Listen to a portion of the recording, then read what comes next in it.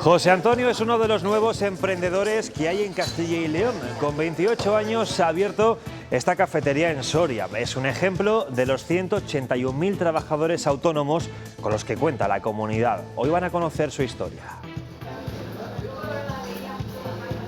Hola, ¿qué tal? Y este domingo nos centramos también en las bajas laborales que llevan ya 8 años consecutivos aumentando. En 2025 estas incapacidades alcanzaron cifras como nunca antes y esto preocupa a las empresas. Estamos hablando de en torno a 1.500 millones de euros al año. Está siendo un problema que no se quiere reconocer. Después de la aprobación de la reducción de la jornada laboral para los funcionarios, más de 11.000 empleados públicos se van a beneficiar aquí en Castilla y León. Van a pasar de trabajar 37 horas y media a 35 semanales. Enseguida lo vemos. Las explotaciones avícolas de Castilla y León siguen en alerta por la gripe aviar. En municipios como Santibáñez de Béjar, en Salamanca, las gallinas permanecen encerradas mientras crece la incertidumbre en todo el sector. Las temperaturas bajas del domingo se van a prolongar también hasta el lunes, que continuará el frío con temperaturas mínimas de 1 grado y máximas de 15. También lluvia en varios puntos de la comunidad. Y esta que están viendo es la iglesia de Santa María de Gumiel de Izam, en Burgos. Es uno de los enclaves más visitados de la provincia. Lo que llama la atención es su gran parecido con la famosa Petra de Jordania. Ahora el municipio quiere musealizar su interior.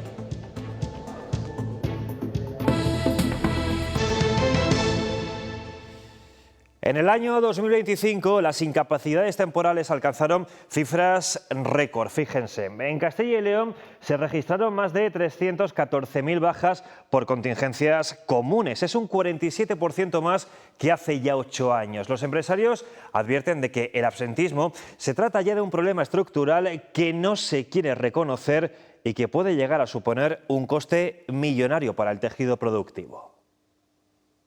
En 2025 se registraron en Castilla y León más de 314.000 bajas por contingencias comunes, una cifra que preocupa al tejido empresarial. Es uno de los problemas más importantes que tenemos todas las empresas, los trabajadores y la sociedad. En 8 años el incremento ha sido del 47%. Dicen que se trata de un desafío estructural. Es un problema que ya está en nuestro ADN y que tenemos que luchar contra él. De media, la duración de las bajas supera en nuestra comunidad los 57 días, casi 2 meses en los que las empresas tienen que reorganizarse, algo especialmente complicado para las pymes. Siempre son más vulnerables. Cuando hay 2 trabajadores y uno no va a trabajar, normalmente con lo que cuesta hacer el relevo de los trabajadores, supone que uno va a tener que hacer prácticamente el trabajo de 2. Cuando el número de trabajadores es mayor, lógicamente hay más posibilidades. A los problemas organizativos se le suma el impacto en la productividad y competitividad, que se acaba traduciendo en un coste económico. Estamos hablando de en torno a 1.500 millones de euros al año. Una auténtica barbaridad. Desde la patronal reclaman medidas urgentes. Está siendo un problema que no se quiere reconocer. Sentaos, gobierno, sindicatos representando a los trabajadores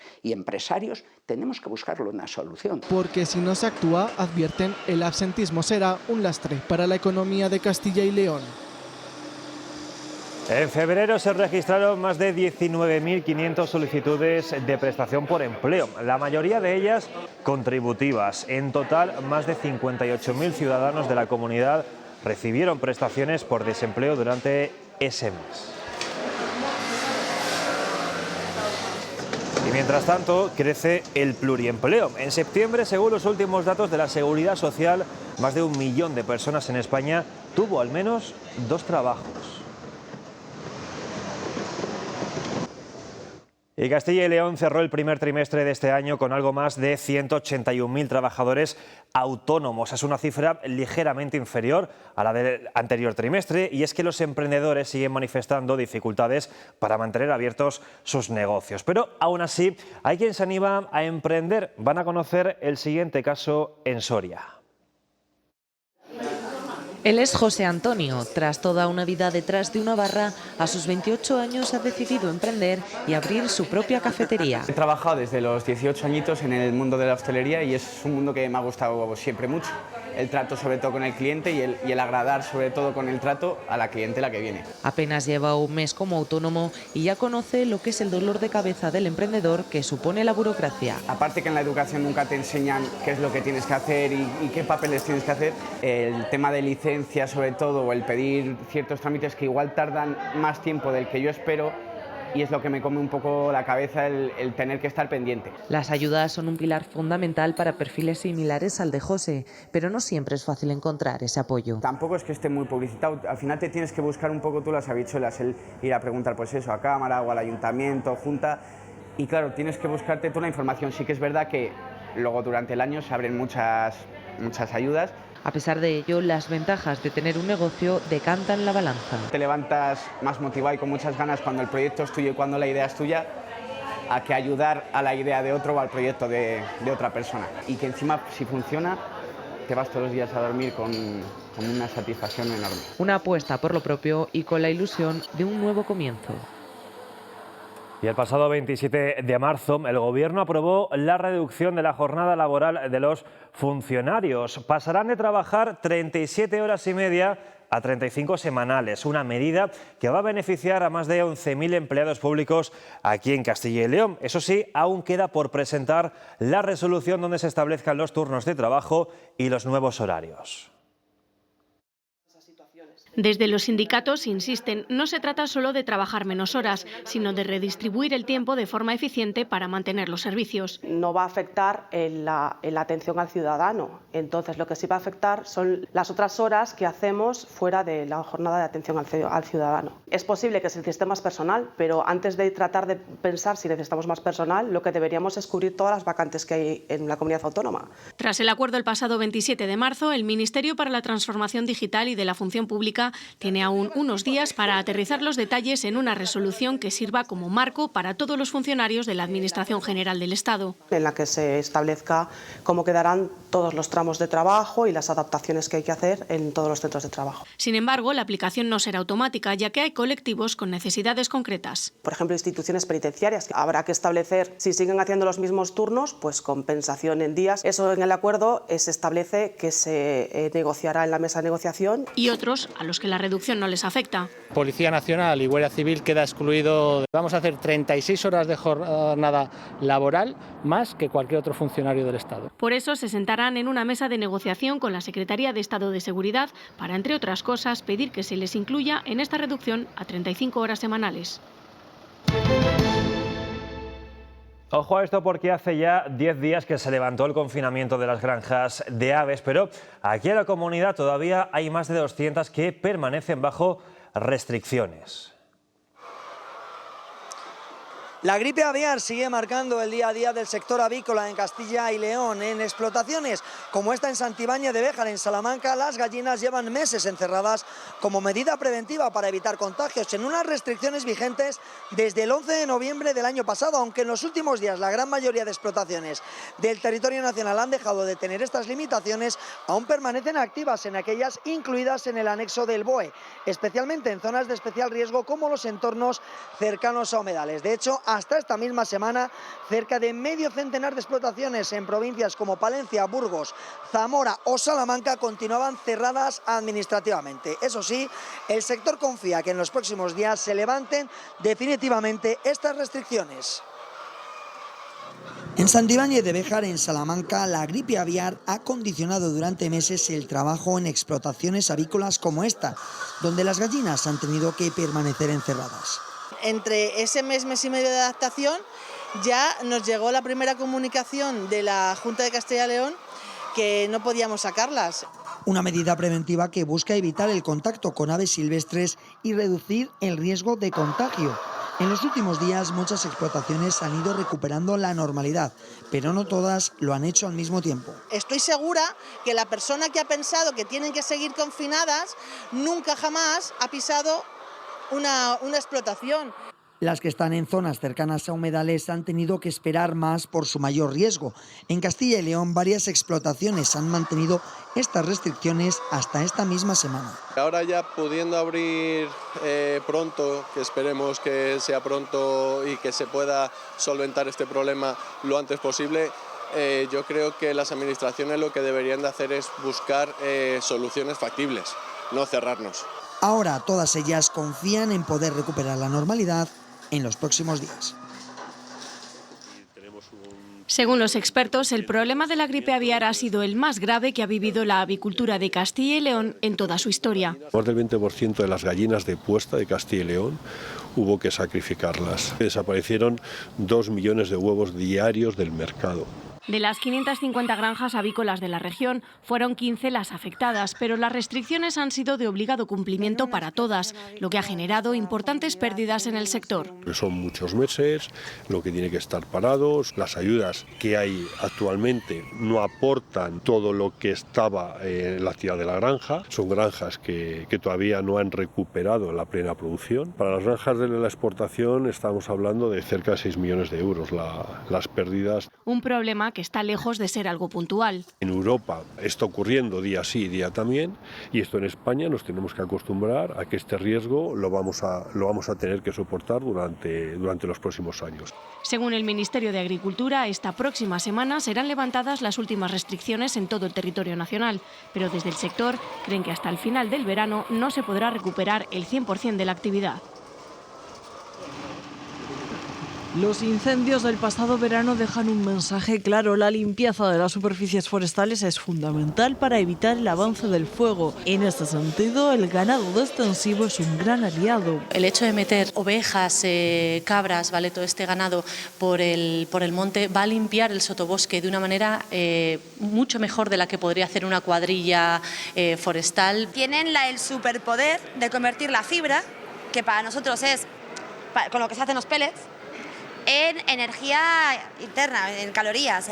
Hacen que lo que de otra manera sería polvorín para los incendios veraniegos, ellas lo traducen en energía. Ayuda a regenerar esta naturaleza, ayuda a conservarla, ayuda a mejorarla. Ganaderos y expertos forestales se unen para exigir un mayor apoyo al sector, para que no se pierda. Estamos por encima de las horas de la jornada laboral. Añadimos la burocracia, que también es un porcentaje excesivamente alto de la jornada laboral, pues se hace una bola de nieve que al final te arrastra. En el marco de la Feria de Anche, que cada año en Palencia ensalza la raza ovina churra, han presentado además una guía que facilitaría los pasos para los nuevos pastores y ganaderos. Como para las que ya la tienen, saber pues si están incumpliendo alguna de la normativa, si tienen los seguros adecuados. Una labor tan vital que no se debería perder nunca en nuestros campos. Y vamos ahora hasta la provincia de Ávila, porque allí 2 venezolanos han vuelto a dar vida al Bar del Pueblo. Es el lugar que se convierte en el epicentro indispensable de la sociedad rural. La Junta ha destinado en los últimos años más de 5 millones para que estos bares no desaparezcan. Bar. No hablamos de videoarbitraje, sino que nos referimos a aquel lugar caracterizado por tener una barra o mostrador donde se atiende al público. Pero es que en nuestros pueblos tan dispersos por la comunidad nos encontramos miles de ejemplos paseando. Son lugar de encuentro, sinónimo de vida. Sara y Michael son 2 venezolanos que han llegado a Blascomillán en Ávila para quedarse. Regentan el bar de este pueblo. Han tenido que aprender la destreza para tirar una buena caña de cerveza o cortos, o conocer aquellas recetas que pasan de generación en generación para poder hacer una buena tortilla de patata. Hemos aprendido a cómo prepararla, a cómo les gusta, y bueno, prestar un mejor servicio. Y aunque hay pocos niños en el pueblo, son buenos anfitriones. Tenemos cumpleaños infantiles, como puedes ver, pero también hay reservaciones para comidas, para cenas, entre amigos. Hay proyecciones también de películas. Hay un grupo de señoras, que son las señoras del pueblo, que son, ellas se dicen las jubiladas, que les gusta ver películas, compartir, y nosotros, bueno, también le ofrecemos ese espacio para que ellas puedan disfrutar de una película. Porque no se olviden, no solo es el bar, es lugar de encuentro, estar acompañado y, ¿por qué no?, evitar esa soledad no deseada. Y el tiempo en Castilla y León, lo habrán notado, ha dado un giro radical. Ya desde el viernes las temperaturas han caído en picado y la semana va a comenzar con frío en todo el territorio, al igual que hoy. Tras el regreso del frío a la comunidad durante toda la jornada del domingo, el lunes no habrá apenas cambios y seguirá el frío muy presente. Se registrarán temperaturas muy bajas a primera hora de la mañana, rondando el grado, y con máximas de 15 en el mejor de los casos. Además, la inestabilidad seguirá en varios puntos de la comunidad, con lluvias en Ávila, Miranda de Ebro o incluso Segovia. Un periodo que demuestra una vez más que el calor todavía se va a hacer esperar. Después de varios días con temperaturas más primaverales, el tiempo ha dado un giro radical este fin de semana. En apenas 48 horas hemos pasado a valores que han sorprendido y mucho a los vecinos. Ahora cambia mucho y tenemos un otoño primaveral, un invierno otoñal y una primavera, una mezcla entre todos, o sea que hay que amoldarse. El viernes los termómetros se disparaban en la mayor parte de la comunidad, incluso llegando en algunos puntos como Zamora, Valladolid o León a temperaturas que rondaron los 27 grados en algunas horas de la tarde, dejando un ambiente casi veraniego. Ha habido mucho calor el viernes y el jueves también. Sudas un poco, te crees que ha cambiado el tiempo, te liberas un poco de la ropa. Pero el sábado ya comenzaba el cambio. Las temperaturas bajaban notablemente, moviéndose entre los 21 grados de máxima y los 9 de mínima. Y hoy domingo el descenso aún ha sido más acusado. Y de repente bajan desplomadas y te quedas frío helado y bueno, pues mira, tengo catarro de nariz y de pecho. Mientras tanto, los castellano-leoneses intentan adaptarse a un tiempo que cada vez es más imprevisible. Y claro, pues unos días 30 grados, otros días 14 o 10... Pues ahora con catarro, claro. Entonces espero que cambie pronto para bien. Y parece que esta inestabilidad continuará en los próximos días, así que tocará seguir pendientes del cielo y del termómetro. Las conversaciones entre Estados Unidos e Irán han terminado sin consenso. Teherán ha dicho que no van a reabrir el tráfico del estrecho de Hormuz, una de las condiciones estadounidenses hasta alcanzar un acuerdo razonable. Y la respuesta de Trump ha sido ordenar al ejército a que intercepte cualquier buque en aguas internacionales que haya pasado por ahí porque haya aceptado el peaje de Irán.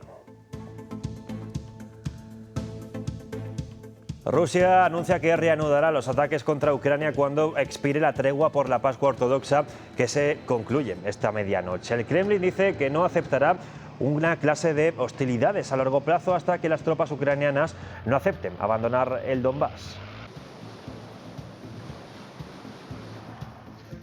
Y Hungría ha celebrado hoy sus elecciones al Parlamento, una cita que se perfila como una de las más decisivas de la historia allí y que ha estado marcada por una participación que ha superado el 77%. Y aquí, un turismo ardido esta madrugada en Santa Elena de Jamuz, en León. El incendio se ha producido en la carretera comarcal que llega a la localidad. Hasta allí se desplazaron los bomberos para sofocar el fuego. Eso sí, no hubo ningún herido. Y una mujer de 37 años ha fallecido tras precipitarse desde una terraza en Pamplona. La policía lo está investigando como un posible caso de violencia de género. Un hombre con el que habría mantenido una relación y que supuestamente habría roto una orden de alejamiento de la víctima ha sido ya detenido.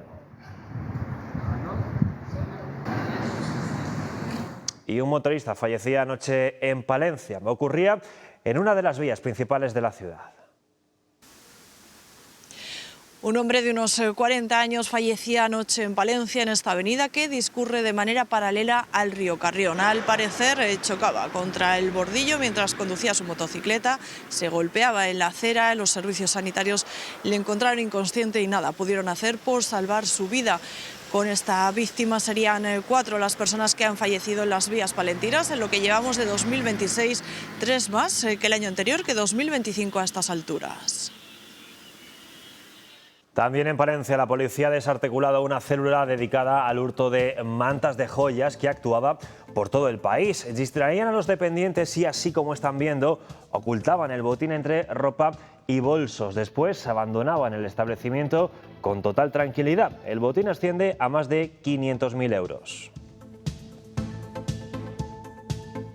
Se trataba de un grupo organizado de origen italiano que actuaba en campañas de pocos días, desplazándose continuamente y adaptando numerosas medidas de seguridad para no dejar rastro.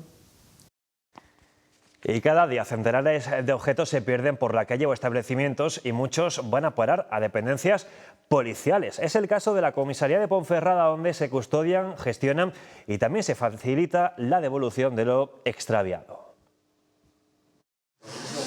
Cascos de motocicleta, maletas con ropa, botas recién compradas o patines, gafas, pero sobre todo... Lo que más se pierde es carteras, móviles y llaves.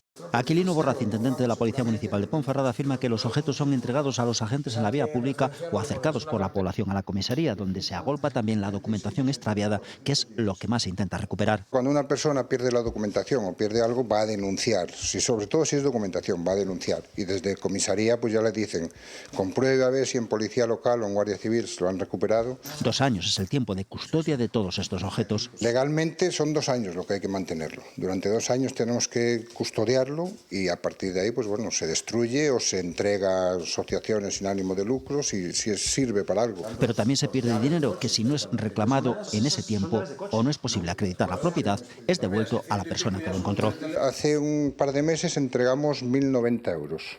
Una persona que los encontró, los entregó aquí, pasaron 2 años y ahora estamos en trámite de devolver 690 euros. Hay importantes objetos acumulados, a pesar de 416 devoluciones en 2025 y otras 106 en los 3 primeros meses del año. Es algo que nos extraña, la cantidad de objetos que quedan sin devolver. Objetos que la comisaría siempre intenta ordenar para cumplir con su devolución, si al final es posible.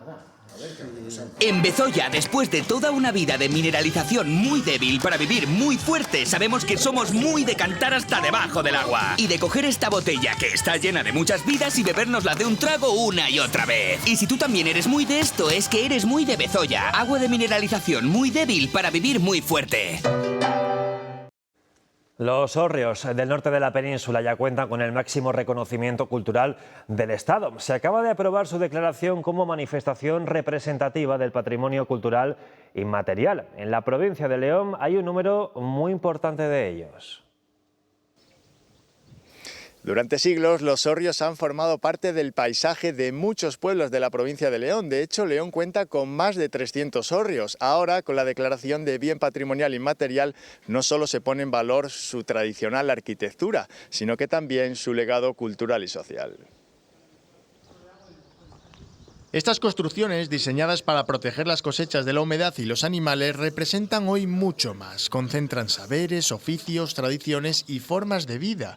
De ahí la importancia de este nombramiento. Esta declaración viene a institucionalizar algo que ya la sociedad reconocía, que es su gran valor y la necesidad que tenemos de conservarlos. El Ministerio de Cultura subraya que este reconocimiento busca garantizar la conservación de este patrimonio inmaterial, es decir, todo lo que se generaba alrededor de un hórreo. Desde los oficios relacionados con él, las costumbres que había en los pueblos, no dejaba de ser un poco el centro de alguna forma espiritual de la zona, donde se hacían determinadas actividades, desde filandones o hilas que llamamos por aquí. Tras este logro se abre ahora una nueva etapa centrada en su protección, difusión y puesta en valor. Tiene una función didáctica clara porque hablan de nuestro pasado, también los hórreos ahora mismo se visitan, es un elemento más dentro de nuestro patrimonio turístico provincial, y luego las familias que todavía los poseen pues los usan de almacén, algunos todavía usan los hórreos para conservar los alimentos. Una declaración que abre la puerta a proteger no solo la madera y piedra, sino también la identidad y la memoria colectiva de todo un territorio. Y viajamos ahora hasta plena Ribera del Duero, porque la iglesia de Santa María de Gumiel de Izam se ha convertido en uno de los enclaves más visitados de la provincia tras una publicación en National Geographic que la comparó con la famosa Petra de Jordania. Ahora el municipio quiere musealizar su interior. La mayoría de quienes visitan esta Petra española se quedan solo con la imagen de su imponente fachada. Para animar a los visitantes a conocer sus capillas, retablos y su rico patrimonio interior, Gumiel de Izam apostará por musealizar esta iglesia de Santa María con una inversión cercana a los 170.000 euros. El objetivo, duplicar el número de visitantes y mejorar su experiencia, poniendo en valor también su interior. En 2024 esta iglesia de Santa María se hizo famosa. Desde entonces la comparan con la Petra de Jordania. Es lo mejor que tenemos con diferencia. Por fuera es muy buena, tiene una fachada genial que no hay que mencionarla ni comentarla porque a la vista está, pero por dentro tenemos un gran valor. Precisamente ese interior es el que se pondrá en valor con un proyecto de musealización impulsado por el Ayuntamiento de Gumiel de Izán junto a Ars Burgensis y Edades del Hombre. Que quien se acerca vea que realmente vale la pena entrar y ver todo lo que tenemos con una exposición bien hecha. Con una inversión cercana a los 170.000 euros, el proyecto incluye la catalogación de los bienes, mejoras en la señalética, iluminación y sonido del templo y crea un recorrido temático que organiza y realza las obras. Que no sea todo iglesia.